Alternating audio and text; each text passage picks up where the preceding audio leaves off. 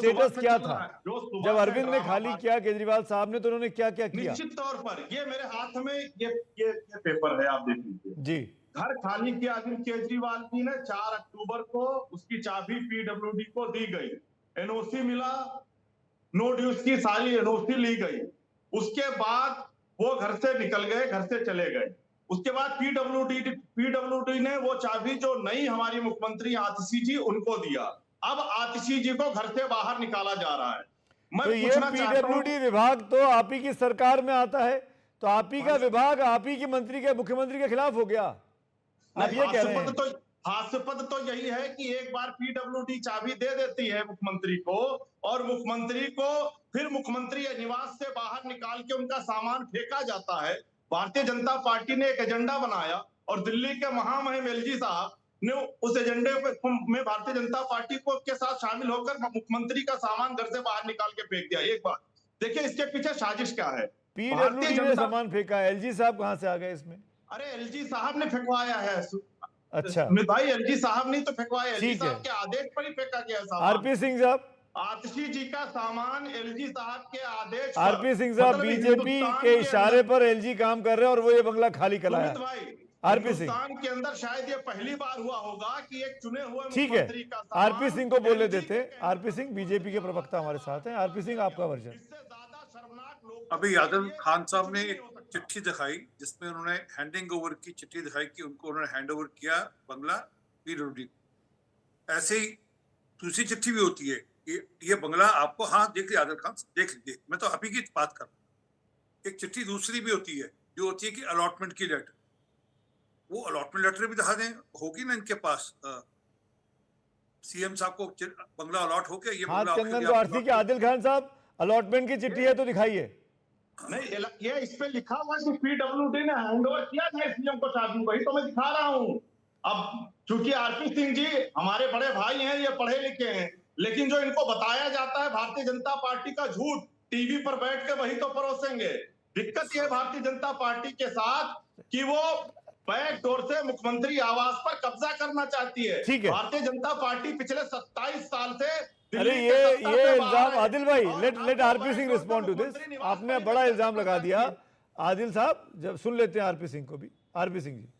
आदिल साहब, कृपा कर तुरंत ये चिट्ठी का व्हाट्सएप एक बार आप सुमित जी को भेज दीजिए। आप दोनों को भेज रहा हूँ, आपको भी भेज रहा हूँ सिंह साहब, सर सुन तो लो साहब, आपको भी भेज रहा हूँ। आदिल भाई कितनी विनम्रता से बोलना, सुनने की क्षमता रखो यार, अभी सुनने की क्षमता रखो प्लीज। जरा आप सुमित को और मेरे को भी भेज दीजिए, धन्यवाद, आपका आभार। मैं आपको अभी नमस्ते कर आदाब कर भेज देता हूँ आपको। उस पर जरा भेज दीजिए कि क्या पीडब्ल्यूडी ने नए मुख्यमंत्री को बंगला अलॉट किया और अलॉटमेंट के साथ उनको हैंडओवर किया बंगला, की चिट्ठी भेज दीजिए, स्पष्ट हो जाएगा मामला। एक बात। दूसरी बात, अरे भाई आप ही का मंत्रालय है, आप ही के अधिकारी हैं, तो आपके अधिकारी आपके खिलाफ क्यों जा रहे हैं? आप उसका उत्तर दीजिए ना कि आप ही के अधिकारी, किसी और के अधिकारी तो नहीं है ना, वो आप ही को रिपोर्ट करते हैं, उनकी सीआरबी आप बनाते हैं, तो वो आपके खिलाफ ऐसा क्यों कर रहे हैं? ये भी जरा बता दीजिए कि ऐसा क्या कारण है। और मैं तो ये भी कह रहा हूं कि आप मुझे भेजने, आरपी सिंह को भेजने की बजाय सोशल मीडिया पे डाल दीजिए, फेसबुक पर, एक्स पर, दुनिया देख लेगी। आदिल साहब, सुमित भाई, देखिए आप तो बहुत बड़े पत्रकार हैं और आप ये जानते हैं कि दिल्ली के बाबू किसके कहने पर काम कर रहे हैं, दिल्ली का आईएएस ऑफिसर, दिल्ली के सेक्रेटरी किसके कहने पे काम कर रहे हैं। अब देखिए आरपी सिंह जी ने कितने प्यार से घुमा दिया। मैं तो साफ साफ पूछना चाहता हूं कि भैया मुख्यमंत्री आवास में मुख्यमंत्री नहीं रहेगा तो कौन रहेगा? भारतीय जनता पार्टी का प्रदेश अध्यक्ष रहेगा? भारतीय जनता पार्टी का कौन रहेगा?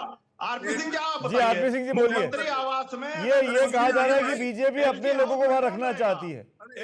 आरपी सिंह जी कौन रहेगा? एलजी रहेगा ना, तो मुख्यमंत्री आवास में मुख्यमंत्री रहेगा। अच्छा हो गया ना, हो गया, एक बात को 6 बार आदिल, एक मिनट रुकिए, आदिल रुकिए, आदिल रुकिए, आरपी सिंह बोलिए।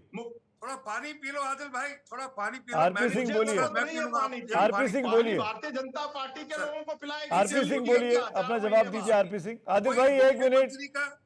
दिल्ली शहर के अंदर कोई मुख्यमंत्री के निवास के नाम से कोई निवास नहीं है, कोई किसी भी कोई बंगला कोई ऐसा नहीं है जो मुख्यमंत्री इन्होंने बना लिया, उसको ऊपर 56 करोड़ पे खर्च दिया, और ये कहकर कि हमने खर्च की, तो खर्ची हम दिल्ली के मालिक हैं, परंतु वो ऐसा नहीं कि मुख्यमंत्री निवास हो गया जी, वो तय करता है पीडब्ल्यूडी या स्टेट डिपार्टमेंट तय करता है कि कौन सा बंगला किसको अलॉट करना है, वो फ्लैग रोड पे, फ्लैग बास रोड पे करना है, कौन से रोड पे करना है। ठीक है। मैं आप दोनों पॉलिटिकल हस्तियों को रोकूंगा 1 मिनट के लिए। सहगल साहब, क्या पीडब्ल्यूडी विभाग अपने मंत्री को के घर को सील कर सकता है? सहगल साहब, नहीं, ऐसा है कि पीडब्ल्यूडी को एक लिस्ट बनी होती है जी, उसमें लोगों की इंटाइटलमेंट्स हैं।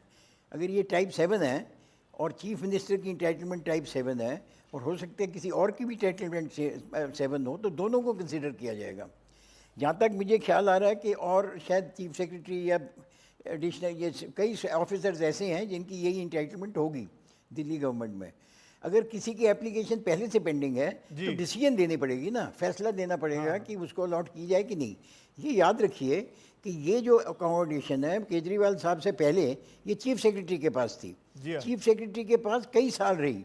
मेरा तो ख्याल है 31 साल की चीफ सेक्रेटरी के साथ ही रही। ये बंगला इतना अच्छा बन गया था, मैं माफी चाह रहा हूँ, वक्त की कमी है, तो इसको ईयरमार्क करा देना चाहिए था कि ये दिल्ली का नया सीएम हाउस हो गया है और क्या दिक्कत ही नहीं होती, आप उसको ईयरमार्क करा देते। पर क्योंकि ईयरमार्क नहीं हुआ है तो ये कंफ्यूजन भी क्रिएटेड है और चाबी तो हैंडओवर करनी पड़ेगी और विभाग जो है, डिपार्टमेंट जो है, वो नए व्यक्ति जो की अलॉटी होगा उसको वो चाबी सौंपेगा।